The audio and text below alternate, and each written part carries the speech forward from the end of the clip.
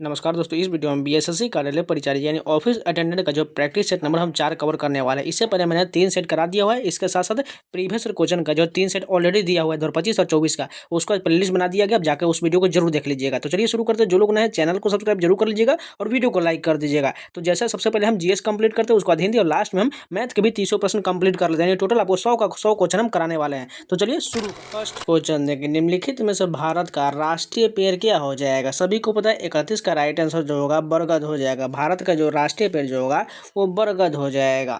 Next question देखिए, mode wait क्या हो जाएगा।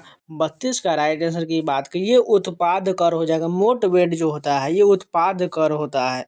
प्रसिद्ध खजुराहो की गुफा कहाँ स्थित है। 33 की बात करिए जो मध्य प्रदेश में, प्रसिद्ध खजुराहो की गुफा जो है ये मध्य प्रदेश में। हर्षवर्धन के शासनकाल में भारत में कौन आया था। 34 का राइट आंसर की बात करें तो ह्वेन सांग आया था। हर्षवर्धन के शासनकाल में भारत में जो है ह्वेन सांग आया था। नेक्स्ट क्वेश्चन देखिए, लैगून क्या है। 35 की बात करें तो छिछला झील हो जाएगा। लैगून जो है छिछला झील होता है। विश्व का सबसे बड़ा महाद्वीप कौन सा हो जाएगा, सभी को पता है। 36 की बात करें तो एशिया महाद्वीप हो जाएगा। विश्व का सबसे बड़ा महाद्वीप एशिया महाद्वीप हो जाएगा। नेक्स्ट क्वेश्चन है, अंतर्राष्ट्रीय हॉकी मैच की अवधि जो होता है वो 60 मिनट का होता है। ऑप्शन नंबर सी करेक्ट हो जाएगा। 2019 से पहले जो 70 मिनट होता था, लेकिन अभी वर्तमान में 60 मिनट का ही होता है। ऑप्शन नंबर सी करेक्ट हो जाएगा। निम्नलिखित में से कौन सा शहर सतलुज नदी के किनारे बसा हुआ है। 38 का राइट आंसर की बात करें तो फिरोजपुर हो जाएगा। सतलुज नदी के किनारे जो है फिरोजपुर शहर बसा हुआ है। सिल्वर क्रांति का संबंध किससे हो जाएगा। 39 की बात करो तो अंडा से हो जाएगा। सिल्वर क्रांति का संबंध जो है अंडा उत्पादन से हो जाएगा, यानी इसे रजत क्रांति भी कहा जाता है। गांधी सागर बांध निम्नलिखित में से किसका भाग है। 40 की बात करिए जो चंबल परियोजना का भाग है। गांधी सागर बांध जो है ये चंबल परियोजना का भाग है। कुंवर सिंह 1857 में विद्रोह के एक प्रमुख नायक थे, वह निम्नलिखित में से किससे संबंधित है। 41 की बात करें तो बिहार से संबंधित है और आरा से इन्होंने 1857 की क्रांति में नेतृत्व किए थे। भारत के हिंदी साहित्य में मैला आंचल किसकी रचना है। 42 की बात करें सभी को पता है फणीश्वर नाथ रेणु हो जाएगा। ऑप्शन नंबर ए करेक्ट हो जाएगा। द ओवल खेल मैदान कहाँ अवस्थित है। 43 की बात करिए जो है लंदन में। द ओवल खेल का मैदान जो है ये लंदन में स्थित है। थल सेना के सर्वोच्च अधिकारी को क्या कहा जाता है। 44 का राइट आंसर हो जाएगा लेफ्टिनेंट जनरल कहा जाता है। थल सेना का सर्वोच्च अधिकारी को लेफ्टिनेंट जनरल कहा जाता है। एक फैदम में कितना होता है। 45 का राइट आंसर की बात करें तो 1.829 मीटर होता है। एक फैदम जो है 1.829 मीटर के बराबर होता है।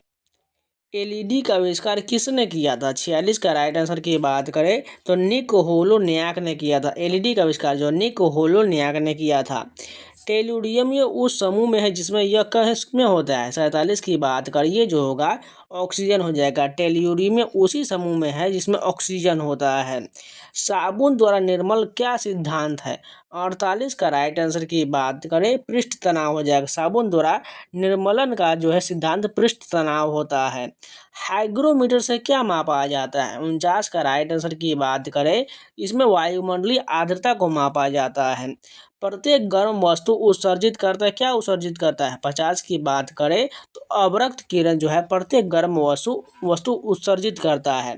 मृदु साबुन लवण कौन सा होता है। 51 की बात करें तो पोटेशियम हो जाएगा। मृदु साबुन लवण जो होता है वो पोटेशियम होता है।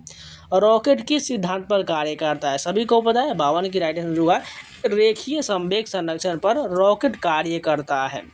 फ्यूज तार गलनांक होता है। 53 की बात करें तो ये निम्न होता है। फ्यूज तार का गलनांक जो होता है वो निम्न होता है। दूध का पीएच मूल्य कितना हो जाएगा। 54 की बात करें ये जो 6.6 हो जाएगा। दूध का पीएच मूल्य जो होगा 6.6 हो जाएगा। विटेकर का साम्राज्य हो जाएगा। 55 की बात करें तो ये प्लांट और एनीमिया मोनेरा और प्रोटिस्टा फंगी ये सभी हो जाएगा। विटेकर का साम्राज्य ये सभी से हो जाएगा। प्रथम विश्व युद्ध कब आरंभ हुआ था, सभी को पता है। 56 का राइट आंसर 1914 में जो है प्रथम विश्व युद्ध आरंभ हुआ था। निम्नलिखित में से कौन सा देश चावल का प्रमुख उत्पादक है। 57 की बात करें चीन जो है चावल का सबसे बड़ा उत्पादक हो जाएगा। हिंद स्वराज के लेखक कौन हो जाएगा। 58 की बात करें तो महात्मा गांधी जो हिंद स्वराज के लेखक थे। यूरोप में कागज बनाने का पहला कारखाना कहाँ खोला गया था? 59 का राइट आंसर जो होगा जर्मनी में खोला गया था। यूरोप में कागज बनाने का पहला कारखाना जर्मनी में खोला गया था। शिव समुद्रम जलप्रपात किस नदी पर स्थित है? 60 का राइट आंसर की बात करिए जो कावेरी नदी पर। शिव समुद्रम जलप्रपात जो है ये कावेरी नदी पर है। झारखंड, छत्तीसगढ़ और मध्य प्रदेश राज्य खनिज और डैश भंडारण में समृद्ध है। 61 का राइट आंसर की बात करिए जो है कोयला भंडारण में समृद्ध है। सौर ऊर्जा उत्पादन करने के लिए प्रयुक्त विधि कौन सा हो जाएगा? 62 का राइट आंसर की बात करते हैं फोटोवोल्टिक हो जाएगा। सौर ऊर्जा उत्पादन करने के लिए फोटोवोल्टिक विधि प्रयुक्त होता है। बिहार में सर्वप्रथम नगर निगम की स्थापना कहाँ किया गया था? 63 का राइट आंसर की बात करें तो पटना में पहली बार जो है बिहार में सर्वप्रथम नगर निगम की स्थापना किया गया था। किस देश में ओलंपिक खेल का विरोध नस्ल पर आधारित था? 64 की राइट की बात करें तो मैक्सिको में जो है इसका विरोध जो है नस्ल पर आधारित था। भारत में राज्य सरकार का प्रमुख कौन होता है? 65 की बात करें तो मुख्यमंत्री होता है। भारत में राज्य सरकार का प्रमुख जो होता है वो मुख्यमंत्री होता है। इनमें से किस देश को सामाजिक विभेद के कारण विखंडन का सामना करना पड़ा था? 66 का राइट आंसर जो हो जाएगा यूगोस्लाविया का जो है विखंडन का सामना करना पड़ा था। भारत में पंचायती राज व्यवस्था का क्या महत्व हो जाएगा? 67 की बात करें तो स्थानीय स्वशासन हो जाएगा। भारत में पंचायती राज व्यवस्था का महत्व जो होगा स्थानीय स्वशासन हो जाएगा। डेसिबल क्या हो जाएगा? 68 का राइट आंसर की बात करें ध्वनि स्तर की एक माप जो होता है वो डेसिबल में मापा जाता है। 2 मिथाइल प्रोपेन 3 कार्बन की संख्या कितना हो जाएगा? 69 का राइट आंसर की बात करें इसमें जो एक जो है कार्बन की संख्या हो जाएगा। उष्मा की एसआई की इकाई कितना होता है? सभी को पता है। 70 की बात करते हैं जूल हो जाएगा। उष्मा की एसआई इकाई जो होता है वो जूल होता है। अब यहाँ से हम चलिए हिंदी का प्रश्न कंप्लीट कर लेते हैं। बाण का पर्यायवाची इनमें से कौन नहीं होगा? 71 की बात करें तो इसमें सारंग जो होगा ये बाण का पर्यायवाची नहीं होगा, जबकि सिलीमुख, आशुक और विशिख जो है ये सभी बाण का पर्यायवाची हो जाएगा। निम्नलिखित ध्वनियों के निर्दिष्ट विशेषताओं में से कौन सा अशुद्ध दिया गया है? 72 की बात करें तो च तालव्य ये जो महाप्राण ये बिल्कुल गलत दिया गया। च जो बोलिएगा ये जो है तालव्य से नहीं बोला जाता है, इसलिए यहाँ पर गलत हो जाएगा। जबकि म ओष्ठ से तो अल्प प्राण से तो और दंत से बोला जाता है। ख जो महाप्राण और कंठ से बोला जाता है। बिल्कुल ये सभी सही, बाकी पहला ही गलत हो जाएगा। दांत और जीभ के स्पर्श से बोले जाने वाले वर्णों को क्या कहते हैं? 73 का राइट आंसर होगा इसे जो है दंते कहा जाता है। मनोहर जीवन भर पूरा सुख भोगता रहा इसमें से कौन सा विशेषण हो जाएगा?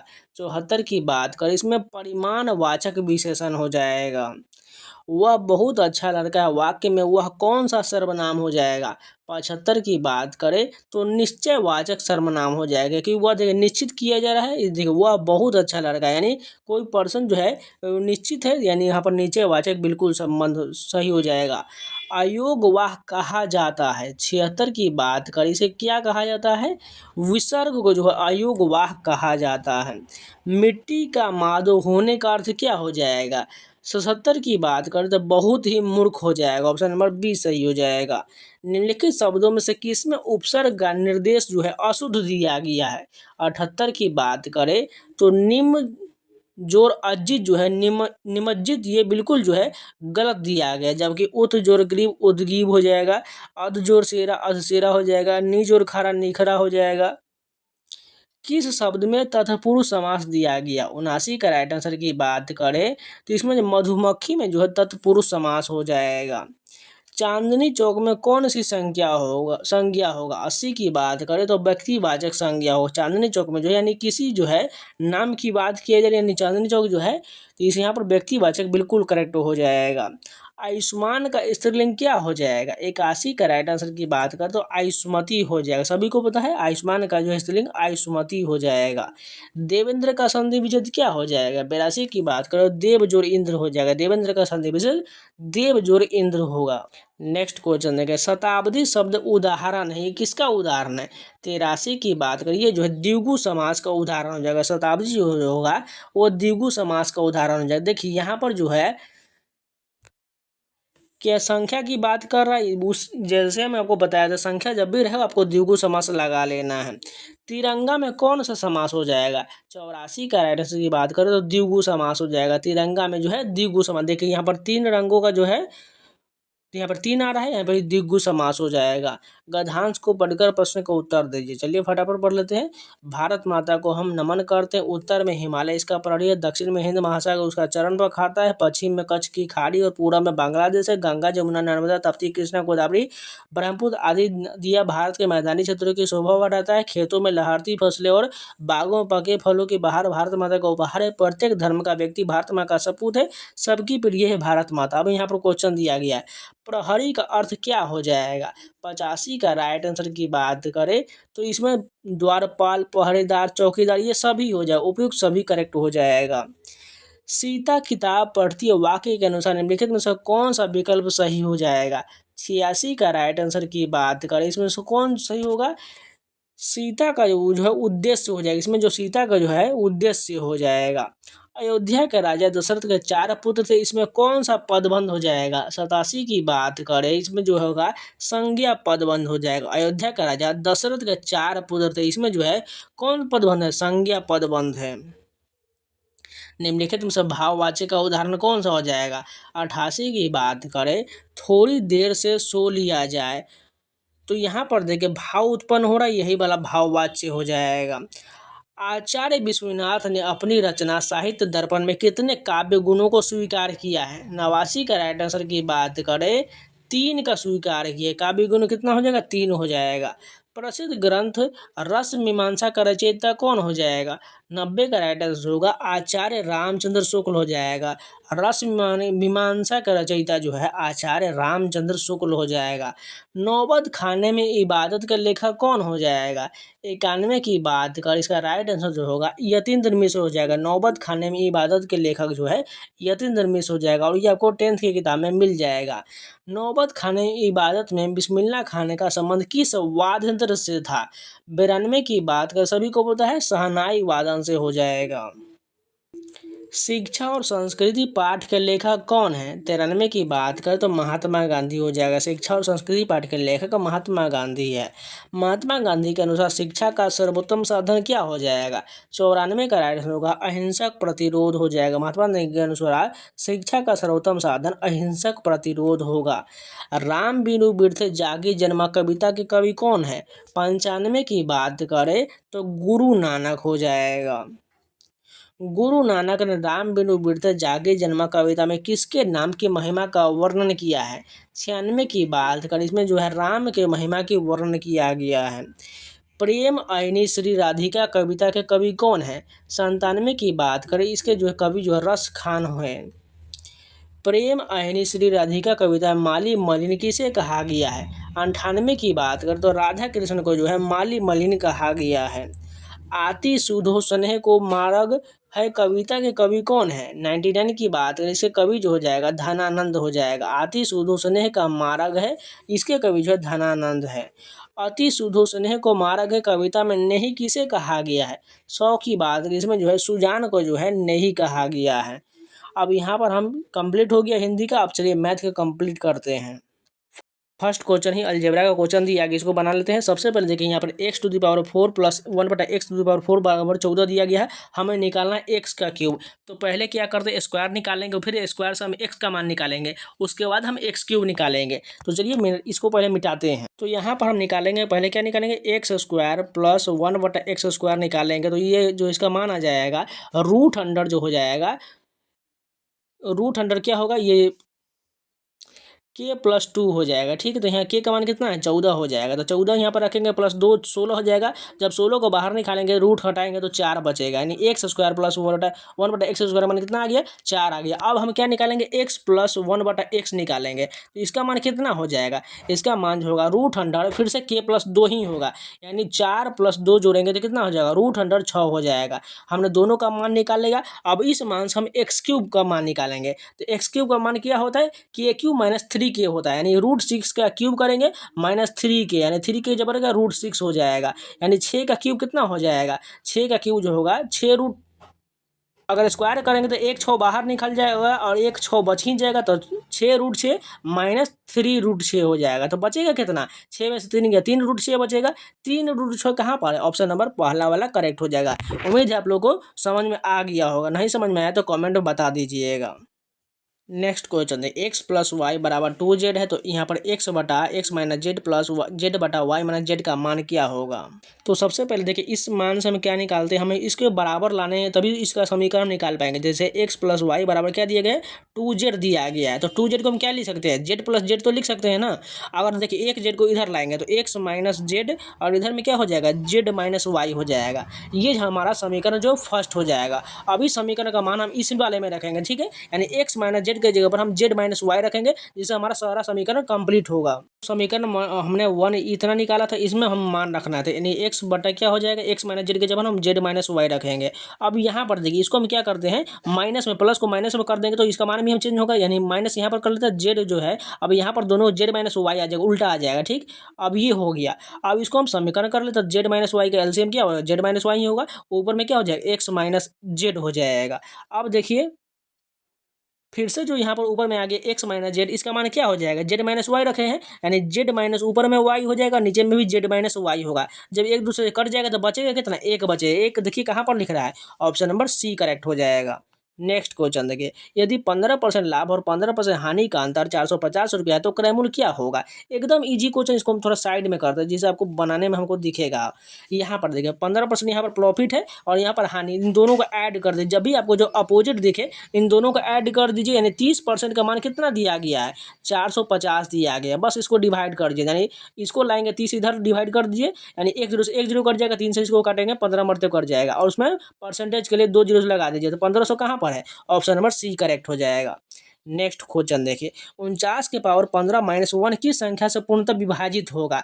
सिंपल दिख रहा होगा आप लोगों को। यहाँ पर देखिए अगर 49 के पावर कितना दिया गया, 15 दिया गया है, माइनस अगर 1 के पावर भी हम 15 ही कर दें, ठीक है, तो क्या 1 का मान बदलेगा, नहीं, उतना ही रहने वाला है। अब देखिए 49 में से 1 घटेगा, कितना बचेगा, 48 बच जाएगा, और इसका पावर कितना भी रहे ये जो 48 से डिवाइड होगा, बाकी 50 से नहीं होगा कभी, 29 से भी नहीं होगा, और 8 से भी 48 डिवाइड होगा, यानी दूसरा और चौथा ऑप्शन हमारा सही होने वाला है। कहाँ पर दूसरा और चौथा, ऑप्शन नंबर सी करेक्ट होगा।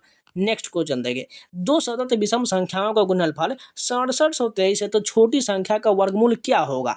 आपको यहाँ पर ऑप्शन से बनाना पड़ेगा तभी इसको बना पाइएगा। यानी किसी दो संख्या के ये गुणनखंड दिया गया, यानी गुणनफल दिया गया। अगर देखिएगा ये किसके गुणनफल के पास में दिख रहा है, ये लगभग मान कर चलिए 80 88 64, यानी कि लगभग जो है 6400 यानी कि 80 के आसपास दिख रहा होगा। यानी 80 में किसी का गुना करेंगे थोड़ा ज़्यादा रख के, तो यहाँ पर हम जा सकते हैं 67 के पास जा सकते हैं। तो देखिएगा 80 का वर्गमूल कितना होता है, यहाँ पर 9 हो सकता है। अगर हम 9 वाला ऑप्शन ध्यान से लेंगे तो देखिए यहाँ पर वर्गमूल बोला गया तो 9 का स्क्वायर कितना हो जाएगा, 81 हो जाएगा। यानी पहले का मान 81 होगा, अब 81 में कितना गुना करें जो 6723 होगा, क्योंकि लास्ट में देखिए 3 है, तो यानी हम 3 से गुना करेंगे तभी तो यूनिट डिजिट हमारा 3 मिलेगा। अब देखिए 81 गुने 83 का मान हमारा बिल्कुल यहाँ पर पहुँच जा रहा है, यानी यहाँ पर जो होगा छोटी संख्या कौन है, 81 है, तो इसका जो वर्गमूल कितना होगा, 9 ही तो होगा ना 81 का। तो ऑप्शन नंबर हमने डी जो लिया था एक जो अनुमान की तरह था, बिल्कुल यही हमारा सही होने वाला है। नेक्स्ट क्वेश्चन देखिए, यदि पेड़ पर बैठे B1 B2 और B3 तीन प्रकार की चिड़िया 3 7 5 के अनुपात हो तथा चिड़िया B2 की संख्या चिड़िया B1 की संख्या में अंतर की संख्या 9 और 7 के गुणज का कोई भी संख्या हो, तो पेड़ पर बैठी चिड़ियों की कम से कम संख्या कितना होगा। तो सबसे पहले देखिए क्या बोला गया, B1 B2 और B3 का अनुपात 3:7 का अनुपात पे दिया गया है, और यहाँ पर B2 की संख्या B1 की संख्या में अंतर जो है 9:7 दिया गया। तो B2 का अंतर क्या हो जाएगा, B2 कितना है 7 है, और यहाँ पर B1 3 है, इन दोनों का अंतर कितना हो जाएगा, यहाँ पर 4 हो जाएगा। लेकिन यहाँ पर देखिएगा न्यूनतम अंतर पूछा गया है, तो इन दोनों का अंतर की संख्या कितना है, 9 गुने 7, और यहाँ पर जो इसका अंतर निकाले हैं 4 से इसमें गुना कर देंगे तो ये हमारा कितना संख्या बनेगा, ये जो है 252 बन जाएगा। अब कुल संख्या निकालना है तो 252 में क्या करते हैं, अंतर कितना दिएगा, 4 दिएगा, 4 यहाँ पर डिवाइड करेंगे, और यहाँ पर जो हमें 3 7 अनुपात कितना है इन तीनों का ऐड करेंगे, 7 3 10 5 15 से गुना कर देंगे, बस हमारा आंसर निकल जाएगा। कितना आ जाएगा, 945 को सॉल्व करने के बाद 945 आने वाला, बस यही करना था। बस देखिए सबसे पहले देखिए यहाँ पर क्या बोला गया था, B2 की संख्या B1 की संख्या में अंतर जो है 9 और 7 एक गुणज का कोई भी संख्या भी हो सकता है। तो यहाँ पर जो अंतर कितना है 7 और 3 का 4 अंतर आ गया। अब इसको जो हमें एक अनुमान के तौर पर 9 गुने 7 गुने 4 कर दिए, जो 252 के करीब जा सकता है, जो गुणज में बन रहा है। और इस 252 को जो इसके अंतर यानी 4 से जो डिवाइड कर दिए और कुल संख्या निकालना था, यानी 15 से गुना कर दिए, यहाँ पर 3 7 और 5 का जोड़ दिए, 15 से गुना कर दिए, 945 बनने वाला। 945 कहाँ पर है, ऑप्शन नंबर डी करेक्ट हो जाएगा। नेक्स्ट क्वेश्चन देखिए, 10 के पावर क्यूब प्लस ए का वर्ण पूर्ण जो है वर्ग संख्या है, तो ए में कम से कम अंकों की संख्या कितना होगा। सिंपल है, बना लेते हैं। तो सबसे पहले क्या दिया गया है, 10 का क्यूब ए प्लस का ए दिया गया, तो इसमें से हम ए अगर कॉमन ले लेंगे तो क्या बचेगा, 10 का क्यूब प्लस यहाँ पर एक बचेगा। तो 10 का क्यूब कितना होता है, 1000 होता है, और 1000 में एक ऐड कर दिए कितना हो जाएगा, 1001 हो जाएगा। तो इसमें कितना संख्या है, देखिए 4 संख्या, 4 कहाँ पर, ऑप्शन नंबर बी करेक्ट हो जाएगा।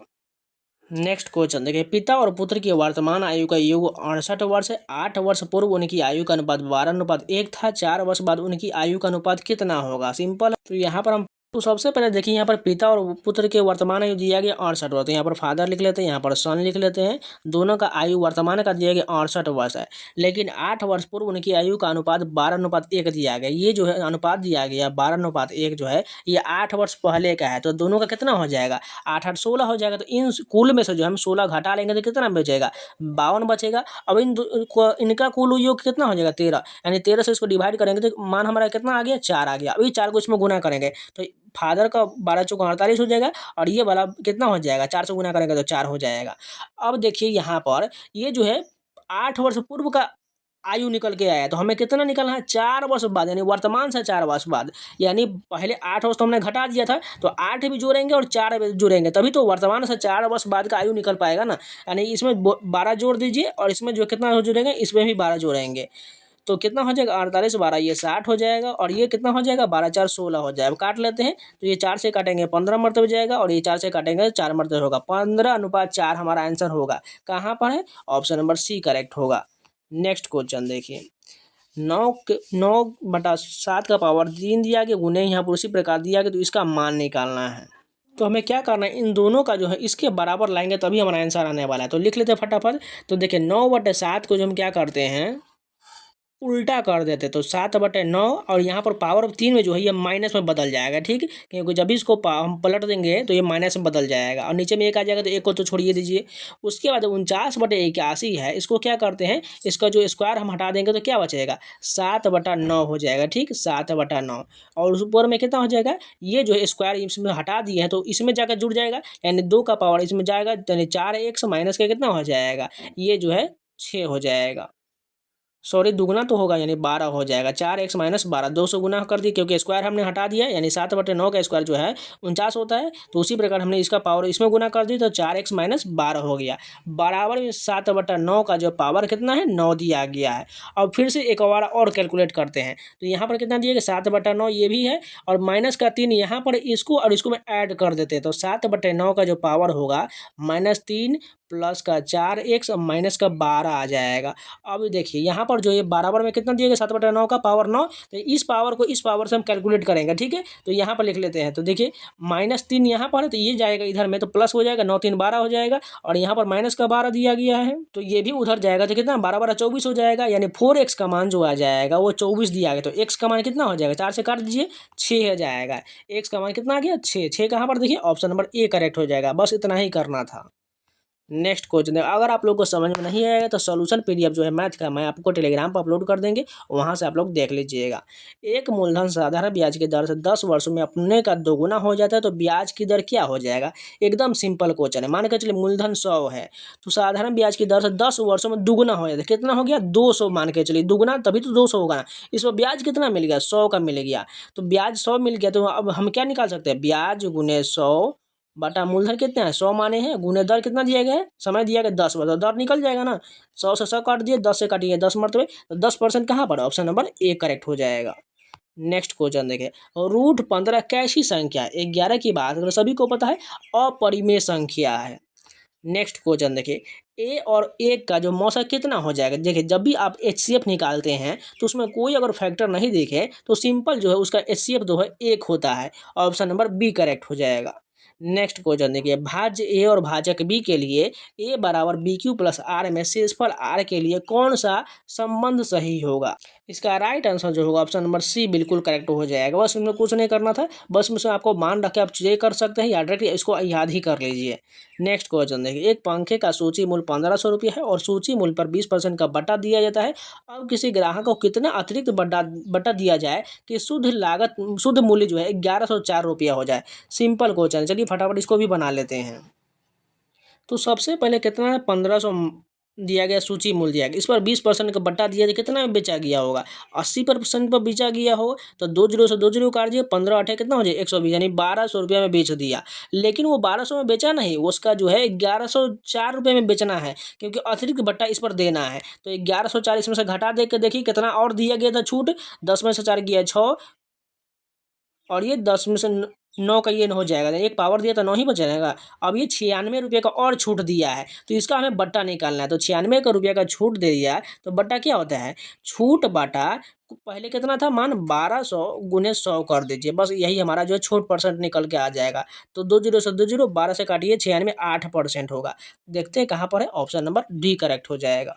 नेक्स्ट क्वेश्चन देखिए, एक कुकिंग चूल्हा 520 रुपये के तुरंत भुगतान तथा 520 रुपये का प्रति माह 4 किस्तों में उपलब्ध है। यदि ब्याज की दर 25% वार्षिक हो तो चूल्हे का नकद मूल्य कितना हो जाएगा। देखिए लॉन्ग मेथड जा रहा है लेकिन इसको ऑप्शन आसानी से बना सकते हैं। सबसे पहले ध्यान से देखिए क्वेश्चन क्या कह रहा है, एक कुकिंग चूल्हा 520 रुपये का तुरंत भुगतान, इसके अलावा 520 रुपये का प्रति 4 किस्त हो जाएगा। तो इसका 4 किस्त कितना हो जाएगा, 5 चौका 20 और 20 चौका 80, यानी जो है 2080 रुपये का ये किस्त हो गया। उसके अलावा 520 रुपये इसमें ऐड कर दीजिए, टोटल हमारा मूल्य निकल जाएगा, यानी ये 80 20 100 और ये 20 5 25, यानी 2600 रुपया आ रहा है। लेकिन देखिएगा तो यहाँ पर जो पूछ रहा है चूल्हे का नकद मूल्य अगर देते हैं तो ये तो इस पर तो ब्याज भी तो आ रहा है 2600 पर, यानी नकद मूल्य इससे तो कम ही रहा होगा, यानी 2600 से कम कौन सा दिख रहा है, 2500 है, 2580 भी है, 2540, लेकिन 2580 तो होगा ही नहीं क्योंकि बहुत ज़्यादा है। यहाँ पर आपको डायरेक्ट जो आंसर होगा वो 2500 ही होने वाला, ऑप्शन नंबर सी करेक्ट हो जाएगा। क्योंकि अनुमान के तौर पर ऑप्शन अगर 2500 लेकर देख लीजिए चेक करके, आपको इतना ही आने वाला है। नहीं तो इसको फार्मूला से बनाइएगा तो बहुत ज़्यादा टाइम लेने वाला है। बस इसको आप अनुमान के तरफ बनाइएगा तो आपको ज़्यादा आंसर आने वाला है। क्योंकि देखिए 25% का ब्याज ना लग रहा है, ध्यान से देखिएगा। तो 25% इस पर जो है 12% निकालिएगा, ये जो 1 साल का 12 महीने का है तो यहाँ पर कितना है 4 महीने का है। तो 4 देखिए 4 3 12, लगभग 8% का जो ब्याज लगेगा, वो भी कितना पर 3 पर ब्याज लगेगा। एक किस्त तो माफ़ी होता है ना, यानी पहला किस्त पर तो नहीं जुड़ेगा ना, तो यानी 3 किस्त पर 8% का जुड़ेगा तो सभी का ब्याज जुड़ते जाएगा, वो टोटल 100 रुपये का ब्याज लगेगा उस पर, बाकी नकद मूल्य 2500 रुपया ही होगा। प्रथम n विषम प्राकृत संख्या का माध्य क्या होगा। ये भी एकदम इजी क्वेश्चन है, क्या हो जाएगा, अगर पूछा जाता n विषम संख्याओं का योग तो वो तो n स्क्वायर हो जाएगा, मैंने कल ही आप लोगों को बताया था। वहीं माध्य पूछ लिया जाएगा तो योग बटा n से भाग कर दिया, यानी एक कितना है n स्क्वायर, इसमें n से भाग दीजिए तो क्या बचेगा, n ही बचेगा। ऑप्शन नंबर सी सही हो जाएगा। नेक्स्ट क्वेश्चन देखिए, परिमेय और अपरिमेय संख्या के योगफल का मान क्या होगा। हमेशा एक अपरिमेय संख्या होगा, जैसे देखिए √5 एक अपरिमेय संख्या है, उसी प्रकार जो है 4 जो है एक परिमेय संख्या है। इन दोनों को जोड़ेंगे तो क्या हो जाएगा, 4√5 हो जाएगा। तो ये क्या हो जाएगा, हमेशा अपरिमेय संख्या होगा। नेक्स्ट क्वेश्चन देखिए, 9 के पावर x प्लस यहाँ पर 2 दिया गया, यहाँ पर क्वेश्चन लग रहा है कुछ छूटा हुआ है, बराबर 240 प्लस 9 के पावर x हो तो x का मान क्या होगा। यहाँ पर जो 9 होने वाला है, यहाँ पर 9 छोड़ दिया गया है, तो चलिए बना लेते हैं। तो 9 का पावर पहले क्या दिए x दिया गया है, गुने में क्या हो जाएगा 9 का पावर स्क्वायर हो जाएगा, माइनस में 9 के पावर हम इधर ले आएंगे तो ये 9 का x हो जाएगा और 240 को उधर डाल दिए। क्वेश्चन हम डायरेक्ट यहाँ पर बना रहे हैं, ध्यान से देखिएगा। उसके बाद देखिए इसको सॉल्व करते हैं तो 9 का पावर x हम क्या करते हैं कॉमन ले लेते हैं, तो क्या बचेगा 9 का स्क्वायर 81 हो जाएगा, माइनस का ये 1 बचेगा, बराबर 240 हो जाएगा।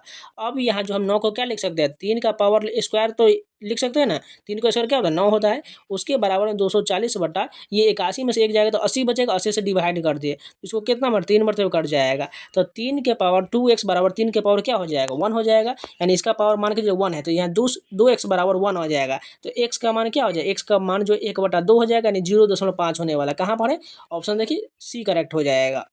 नेक्स्ट क्वेश्चन देखिए, निम्नलिखित में से कौन एक सॉरी परिमेय संख्या कौन लग रहा है, √9 जो है इसको बाहर निकालेंगे तो 3 बन रहा है, यही हमारा जो है परिमेय संख्या होगा। नेक्स्ट क्वेश्चन देखें, 4y का cube minus 3y² plus 2y minus को y+2 से भाग देने पर शेषफल क्या होगा। एकदम सिंपल क्वेश्चन है, मैंने ये हर शिफ्ट में कराया है, इसको भी बना लेते हैं। तो ध्यान से देखिए, यहाँ पर y+2 है, इसको क्या करते हैं y बराबर -2 सभी में हम फिल कर देते हैं, क्योंकि यहाँ प्लस में तो इसको जब बाहर निकालेंगे तो माइनस में हो जाएगा। y की जगह पर -2 रख के हम उसको सॉल्व कर लेते हैं। 4 के जो यहाँ पर -2 का क्यूब हो जाएगा, यहाँ पर गुना है, ठीक है। उसके बाद -3 गुने 2 का स्क्वायर माइनस का होगा, प्लस जो है 2 गुने -2 होगा, -1 हो जाएगा। इसको सॉल्व कर लेते हैं तो ये देखिए 4 गुने ये -2 का क्यूब कितना होता है, माइनस का 8 हो जाएगा। उसके बाद जो है यहाँ पर क्या दिया, माइनस दिया गया था। 3 जो है यहाँ पर कितना हो जाएगा, 2 का स्क्वायर -2 का स्क्वायर 4 हो जाएगा, प्लस में आ जाएगा तो 4 तो ये 12 हो जाएगा। पूरा एक साथ ही लिख लेते हैं, नहीं तो बार बार ये इसको भी लिख लेते हैं। 4 8 कितना हो जाएगा, 32 हो जाएगा, वो माइनस का, ठीक है। माइनस का 32, माइनस में यहाँ कितना आ जाएगा, वहाँ पर जो 24 नहीं बल्कि 12 होना था, हमारा गलत कैलकुलेट कर लिया था। इन सभी को ऐड करेंगे तो -49 बनेगा। कहाँ पर देखिए, एकदम सिंपल क्वेश्चन था, ऑप्शन नंबर डी करेंगे। बस इसमें y बराबर -2 फिट कर देना था, आंसर आ जाएगा। किस सरल ब्याज की दर से कोई मूलधन 20 साल में दोगुना हो जाएगा। चलिए उसी प्रकार देख लेते हैं, किस सरल ब्याज की दर से कोई मूलधन जो 20 साल में दोगुना, मान के जो मूलधन 100 था, इसका दोगुना कितना होगा, 200 होगा। तो इस पर देखिएगा, तो 20 साल दिया गया है, तो 20 साल जो यहाँ पर समय दिया गया है, तो 20 में कितना गुना करें जो हमारा 100% का ब्याज मिल जाए, क्योंकि इस पर 100 का तो ब्याज मिल रहा है, तो 5 से गुना करेंगे 20 में, तभी तो हमारा जो 100 का ब्याज मिलेगा ना। तो 5% कहाँ पर, ऑप्शन नंबर बी सही हो जाएगा। नेक्स्ट क्वेश्चन देखिए, एक अंडे बेचने वाला 6 दर्जन अंडे 1 रुपये के 3 के भाव से खरीदता है। आधे दर्जन अंडे ले जाने में टूट जाते हैं, तब भी वह 10% लाभ कमाने के लिए वह प्रति अंडा किस दर से बेचेगा। तो सबसे पहले यहाँ पर देखिए 6 दर्जन अंडा बोला गया, तो टोटल 6 दर्जन कितना हो जाएगा, ये जो 72 अंडा हो जाएगा। कुल हम 72 अंडा यहाँ पर लिख लिए। उसके बाद देखिएगा, तो बोला गया 3 के भाव से खरीदता है, यानी वो एक अंडे का कीमत कितना हो जाएगा, एक अंडे का कीमत जो होगा वो जो होगा, इसमें 72 से 3 से डिवाइड करेंगे तो कितना आ जाएगा, 1/3 यानी 24 हो जाएगा। 24 रुपया जो होगा एक अंडे की कीमत हो जाएगा। 72 में हम 3 से डिवाइड कर दिए, क्योंकि यहाँ पर देखिए 3 के भाव से खरीदता है, तो 24 जो है एक अंडे का कीमत आ गया। इसके बाद देखिएगा, तो आधे दर्जन अंडे ले जाने में टूट जाता है, यानी 6 अंडा जो टूट गया, तो कुल अंडा में से घटा लेते हैं, तो कुल अंडा कितना है, 72 है। 72 में से हम 6 घटा लेंगे तो कितना बचेगा, 66 अंडा बचेगा। यहाँ पर अंडा लिख लेते हैं, ये भी जो हमारा क्या आ जाएगा, 24 अंडा ही होगा। एक दर्जन बराबर 24 अंडा, सॉरी एक जो 24 रुपया यहाँ पर हमने अंडा लिख लिया, 24 रुपया यहाँ पर लिख लेते हैं, ठीक है। अब देखिए क्या बोला गया था, 10% का लाभ कमाने के लिए वो प्रति अंडा किस भाव से बेचेगा। तो जैसे कि हमने बताया था 24 रुपया उसका खरीद पड़ता है एक अंडा का, तो इस पर हमें क्या करना है, 10% का लाभ, तो यानी 110 में बेचना पड़ेगा। यानी कितना हो जाएगा, 110% निकाले तो 1 0 से 1 0 कट जाएगा, इसका 2.4 हो जाएगा, यानी 2.4 गुने 11 गुना करेंगे तो कितना हो जाएगा, ये जो होगा 26.4 रुपया हो, 2.6 रुपया जो है उस पर जो है उसका जो प्रॉफिट बन रहा है। लेकिन कुल कितना है, कुल तो 24 रुपया है, तो 24 उसमें ऐड कर दीजिए तो 26 रुपया होगा, ठीक है। जब इसमें ऐड कर देंगे तो 26.4 रुपया जो है वो प्रति अंडा की दर से बेचेगा। कहाँ पर है, ऑप्शन नंबर देखिए, ध्यान से देखिए, यहाँ पर पैसा में दिया गया तो पैसा में निकालना पड़ेगा। तो ध्यान से देखिएगा, सबसे पहले देखिए 26 रुपया को हम क्या पैसा में बदलेंगे तो 2640 पैसा हो जाएगा। और यहाँ पर हम इसमें डिवाइड करना है 66 अंडा, क्योंकि वह 66 अंडा बेचेगा, 6 अंडा तो खराब हो चुका है, इसको डिवाइड कर दीजिए तो हमारा आंसर जो आएगा 40 पैसा होगा। ऑप्शन नंबर सी करेक्ट हो जाएगा। नेक्स्ट क्वेश्चन देखिए, एक 240 मीटर लंबी ट्रेन 160 मीटर लंबे पुल को 20 सेकेंड से में गुजर जाती है, तो ट्रेन की गति पूछा गया। एकदम सिंपल क्वेश्चन है। सबसे पहले अगर 240 160 को जोड़ेंगे तो कितना हो गया, 400 हो गया। अब इसको क्या कर रहा है, 20 सेकेंड में पार कर रहा है, तो ट्रेन की चाल बताएं। चाल का फॉर्मूला क्या होता है, दूरी बटा समय होता है। तो समय कितना दिया गया, 20 दिया गया है। इसके अलावा ध्यान से देखिए, यहाँ पर किलोमीटर प्रति घंटा में सभी दिया गया है, डिवाइड करेंगे तो हमारा कितना समय आ गया, 20 सेकेंड का समय गया। 20 सेकेंड को हम क्या करते हैं, 20 मीटर प्रति सेकेंड आ गई, इसको हम 18/500 गुना कर देंगे तो हमारा क्या आ जाएगा, 500 का 20, 1800 को 72 किलोमीटर प्रति घंटा कहाँ पर है, ऑप्शन नंबर ए करेक्ट हो जाएगा। नेक्स्ट क्वेश्चन देखिए, नेक्स्ट क्वेश्चन, दो संख्याओं का योगफल जो है 53 है और उसका गुणनफल 592 है। यानी यहाँ पर देखिए गुणनफल क्या बोला गया, 592 है। यानी ऐसा कौन सा संख्या होगा जिसको जोड़ने पर जो है 53 आएगा और गुना करने पर जो है 592 आएगा। यानी अगर 592 के आसपास गुना करने की कोशिश करें तो कितना हो सकता है। मान के चलिए अगर हम क्या करते हैं 20 गुने 20 करेंगे तो 400 बन रहा है, नहीं होगा ये। अगर इससे ज़्यादा करेंगे तो अगर 30 गुने 20 करेंगे तो 600 बन रहा है। यानी ए का मान मान के चलिए 30 ले सकते हैं, ए का मान 20 ले सकते हैं। तो लेकिन ये 600 के ज़्यादा हो रहा है, लेकिन 592 के पास जाएंगे। यानी इसी के आसपास हम चेंज करके देखते जाएंगे तभी हमारा आंसर आने वाला है। तो क्या करते हैं 30 से बढ़ाते जाएंगे और इसी प्रकार चेक करते जाएंगे। तो ए का मान हम 37 रखेंगे और ए का मान हम जब 16 रखेंगे तो देखिए यूनिट डिजिट हमारा 2 आ रहा है, 7 6 42, 2 अब बिल्कुल बन रहा है। यानी 37 गुने 16 करेंगे तभी हमारा इसका योगफल जो होगा 53 भी होगा और इसको जो है गुना करने पर 592 भी होगा। तो सबसे बड़ी संख्या कौन है इसमें, 37 बड़ी संख्या। 37 कहाँ पर देखिए ऑप्शन नंबर सी करेक्ट हो जाएगा। नहीं तो आप इसको ऑप्शन से बना सकते थे आसानी से। जैसे देखिए 592 यानी बड़ी संख्या निकालना, तो बड़ी संख्या मान के चलिए देखिए 37 ले लेंगे तो एक का मान कितना ले सकते हैं जो 53 हो जाए। तो इसमें जोड़ कर देख लीजिए 53 में से घटाइए, 13 में से 7 गया 6 और ये बचा 4 में से 3 गया 3, यानी 4 में से 3 गया 1 हो जाएगा। यानी 37 16 को जोड़ेंगे तो 53 होगा और 37 गुने 16 करेंगे तो हमारा मान जो 592 बन रहा है। यानी इतना ही करना था, बस इसमें आपको ऑप्शन से बना लेना था। नेक्स्ट क्वेश्चन देखिए, ये अलजेब्रा इक्वेशन का क्वेश्चन देखिए, ये बहुत बड़ा बनने वाला है। इसका आपको आंसर बता देते हैं, बाकी सोल्यूशन पीडीएफ जो है आपको टेलीग्राम पर दे दिया जाएगा। XY इसका आंसर आने वाला है, ठीक है। नेक्स्ट क्वेश्चन देखिए, एक व्यक्ति शांत जल में 7.5 किलोमीटर प्रति घंटा की चाल से नाव चला सकता है। यदि नदी की चाल जो है 1.5 किलोमीटर प्रति घंटा हो तो वह एक स्थान पर जा सककर वापस लौटने में 50 मिनट का समय लेता है, तो स्थान कितना दूर है।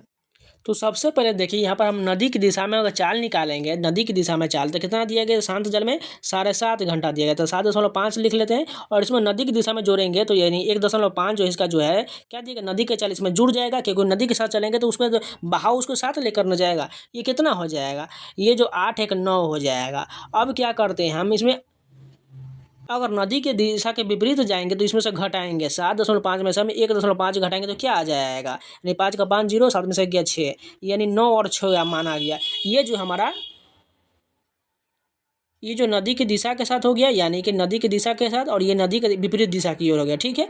अब आगे कहा रहा है आने जाने में कुल लगा समय कितना हो जाएगा। मान के चलिए दूरी मान के चलिए 1 मान लेते हैं, तो एक को जो है 9 घंटे से जा रहा है और एक 9 की चाल से और एक जो है 6 की चाल से जा रहा है। तो यहाँ पर हमारा आंसर आ जाएगा 9 6 का एलसीएम कितना हो जाएगा, 9 6 का एलसीएम इसका 18 आ जाएगा। लेकिन यहाँ पर देखिएगा 50 मिनट का समय दिया गया, तो यहाँ पर 50 बराबर में यहाँ पर लिखना भूल गए, यहाँ पर 50 लिखे, इसको जब घंटे में देंगे तो 50/60 हो जाएगा। अब इसको सॉल्व कर लीजिए, हमारा आंसर आ जाएगा। तो ऊपर में क्या हो जाएगा, 9 दूना 18 लिखे हैं, यानी कि 2x ऊपर में हो जाएगा, यहाँ पर 18 या 3x हो जाएगा। यानी ऊपर में ऐड करेंगे तो यहाँ पर लिख लेते हैं 5x बटे जो है 18 हो जाएगा, और इधर में जो है 50/60 यानी 5/6 भी तो लिख सकते हैं ना।